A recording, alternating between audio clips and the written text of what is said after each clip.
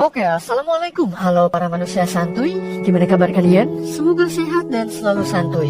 Sesuai requestan dari kalian, di video kali ini saya akan menceritakan alur cerita dari film yang berjudul Horse tahun 2013. Film ini menceritakan tentang sebuah badai bernama Katrina yang melanda kota, di mana seorang ayah berjuang untuk menyelamatkan bayinya di dalam rumah sakit seorang diri. Penasaran dengan seluruh alur ceritanya? Santuy ikut terus videonya.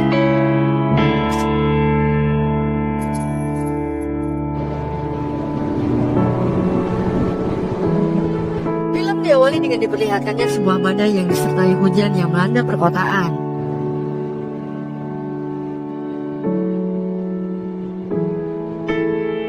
Kemudian scene berlanjut kepada sepasang suami istri yang bernama Abigail dan suaminya yang bernama Nolan.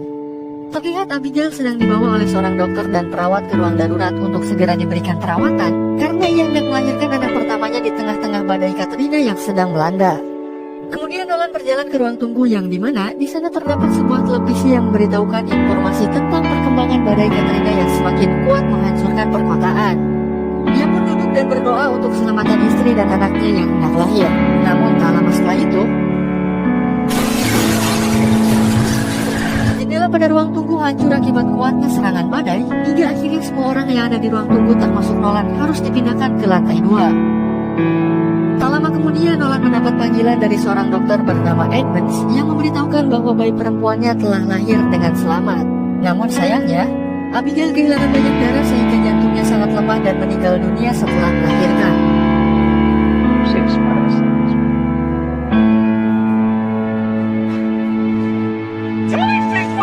Ekspresi ketidakpercayaan pun ditunjukkan oleh Nolan, namun mau tidak mau ia juga harus menerima takdir yang sudah seharusnya terjadi.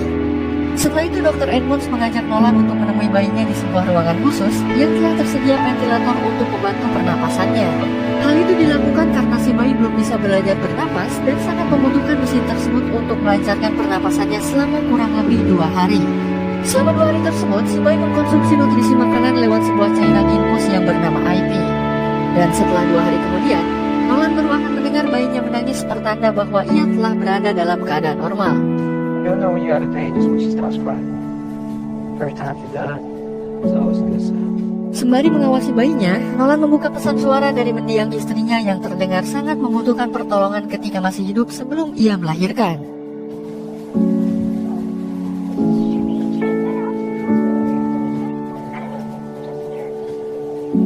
Mungkin itu yang menjadi penyebab kematiannya karena tidak segera diberikan pertolongan. Beberapa saat kemudian, datang seorang perawat yang bernama Sally memberikan sebuah sertifikat kelahiran bayi Nolan. Di sana Sally ikut berduka atas kehilangan istrinya Nolan. Namun dia juga berusaha menenangkannya untuk selalu bersyukur karena bayinya terlahir dengan selamat. Nolan bertanya apa yang terjadi pada bayinya ketika listrik rumah sakit padam akibat badai. Dan Sally menjawab bahwa bayinya akan baik-baik saja karena mereka telah menyediakan generator untuk persediaan energi listrik.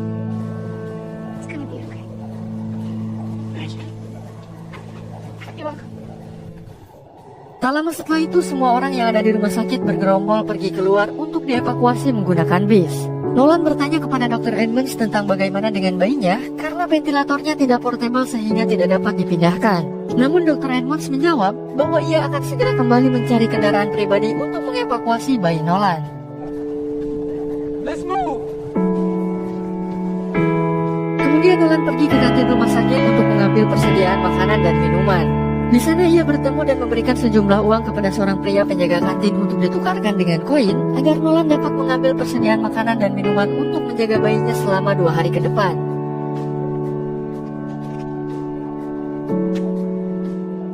Setelah mengambil persediaan makanan dan minuman, ia melihat keluar jendela terlihat badai Katrina yang semakin membesar memutari perkotaan.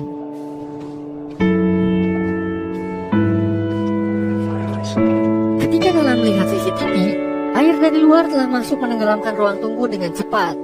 Setelah kembali ke ruangan bayinya, Nolan terkejut karena waktu daya mesin ventilatornya hanya tersisa sekitar 3 menit saja. Maka dari itu ia pun segera mencari generator dan setelah mendapatkannya, Nolan menghubungkan generator tersebut ke ventilator agar waktu dayanya dapat bertambah.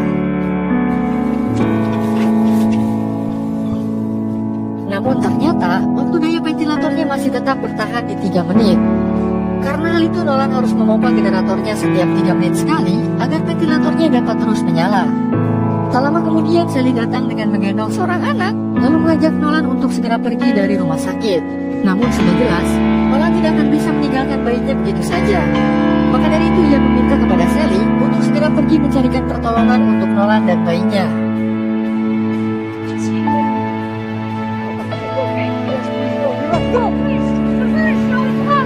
Sementara pada saluran televisi diinformasikan bahwa badai Katrina telah banyak menenggelamkan bangunan di sekitar kota. Sedangkan para petugas evakuasi sedang mencari korban dengan 17 helikopter, yang nantinya helikopter tersebut akan membawa para korban yang selamat untuk dibawa ke pengungsian. Dan singkat cerita saja, nutrisi makanan atau infus IV untuk si bayi ternyata hampir habis. Karena hal itu Nolan harus mencari cairan infus tersebut ke ruangan khusus, namun sebelum itu ia harus memompa generatornya terlebih dahulu agar ventilatornya dapat terus menyala. Dan setelah mendapatkannya, ia pun kembali ke ruangan si bayi untuk memasangkan cairan infus tersebut dengan sangat hati-hati.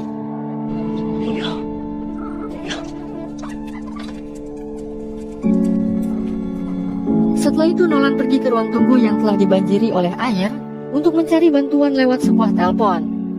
Namun sayangnya semua telepon yang ada di sana telah mati yang otomatis tidak dapat digunakan. Hingga akhirnya Nolan pergi keluar lalu menemukan sebuah mobil ambulan yang terparkir. Kemudian ia pun masuk ke dalam lalu menyalakan radio yang ada di sana. Namun sayangnya, waktu memompa generator untuk menyalakan ventilator si bayi tinggal beberapa detik lagi.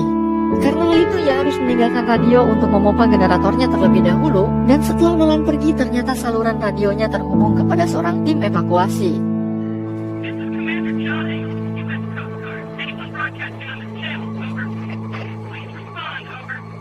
Namun ketika Nolan kembali lalu mengatakan posisinya yang sedang berada di rumah sakit, entah tim evakuasi tersebut mendengar perkataan Nolan atau tidak, saluran radionya langsung terputus begitu saja.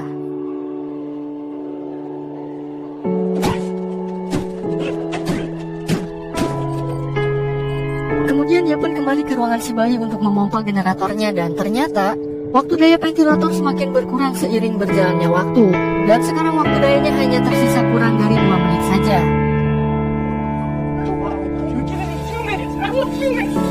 Ketika sedang mencari sinyal, dari arah jendela Nolan melihat sebuah helikopter dari tim evakuasi sedang menuju ke sana.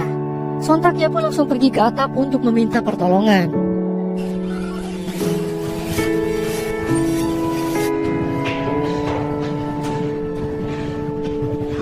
Setelah kelelahan menaiki tangga, Nolan harus kembali ke ruangan si bayi untuk memompa generatornya. Dan setelah itu ia kembali pergi ke atap untuk menemui helikopter dari tim evakuasi.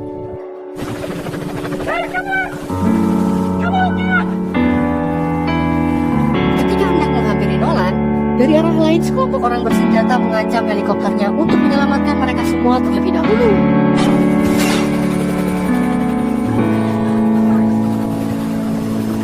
Hingga akhirnya Nolan ditinggalkan oleh helikopter tersebut dan dia harus kembali ke ruangan si bayi untuk kembali memompa generatornya.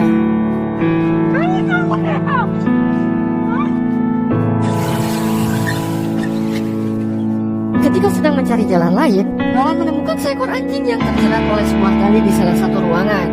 Kemudian dia pun menyelamatkan anjing tersebut lalu kembali ke ruangan si bayi.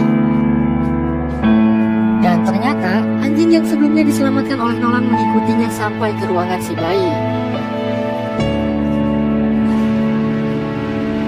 Berkat anjing tersebut, Nolan merasa ditemani olehnya. Ia pun memberikan panggilan kepadanya dengan nama Sherlock.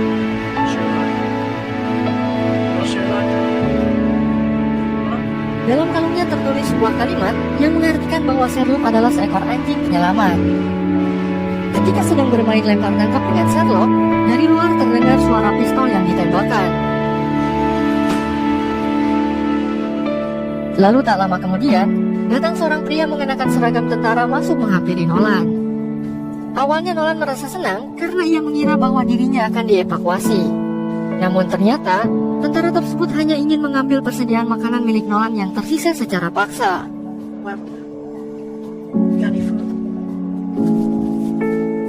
Ketika si tentara menodongkan pistol kepada Nolan, Sherlock kembali lalu menggigit kantung berisi makanan milik tentara tersebut kemudian mengejarnya sampai keluar.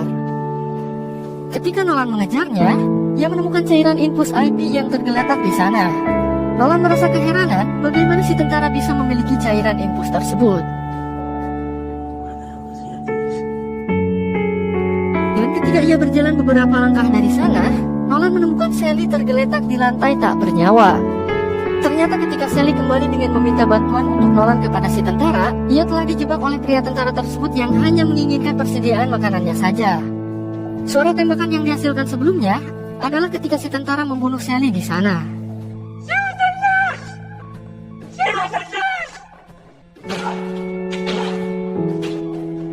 Kemudian ia pun kembali ke ruangan si bayi dan seperti biasa ia harus memompa generatornya.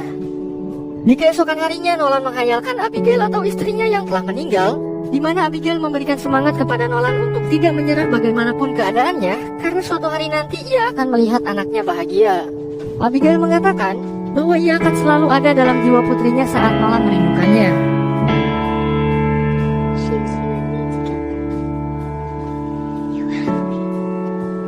Dan untuk memicu gerak tubuhnya agar tetap terjaga, ia pun mencari obat adrenalin untuk digunakan.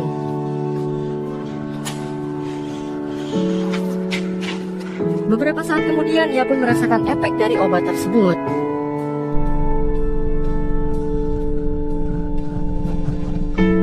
Di menit-menit akhir si bayi untuk segera bebas dari ventilatornya, Nolan pergi keluar ruangan mencari cara lain untuk meminta pertolongan. Dan ketika ia keluar dari ruangan si bayi, dua orang pria asing masuk ke dalam rumah sakit. Mereka berdua berniat mencuri semua obat-obatan yang ada di sana. Nolan yang menyadari kedatangan mereka berdua langsung mempersiapkan obat adrenalin untuk melawan mereka. Dan ketika ada kesempatan, ia pun langsung menancapkannya dengan dosis yang tinggi, kemudian mengambil senapannya dan pria tersebut perlahan meninggal. Sementara pria yang satunya lagi masuk ke dalam ruangan si bayi dan ketika ia memanggil temannya, Nolan langsung menodongkan senapan kepadanya. Dan bodohnya pria tersebut malah mencoba untuk melawan sehingga Nolan tidak segan untuk membunuhnya.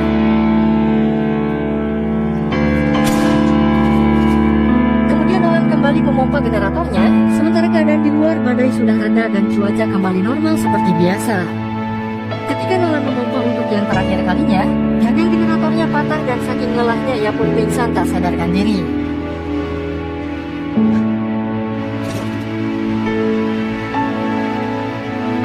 Lalu tak lama kemudian, datang dua orang dari tim evakuasi membawa Nolan, dan mereka berdua mengatakan bahwa Sherlock lah yang telah memberitahu bahwa Nolan sedang terjebak di rumah sakit tersebut. Mereka berdua awalnya tidak mengetahui bahwa Nolan memiliki seorang bayi, dan bayinya sedang berada dalam ventilator. Hingga akhirnya si bayi menangis untuk yang pertama kalinya, menandakan bahwa ia sudah bisa bernapas dengan normal. Dan karena hal itu dua orang tim evakuasi tersebut kembali untuk membawa bayi Nolan, lalu terselamatkanlah mereka berdua.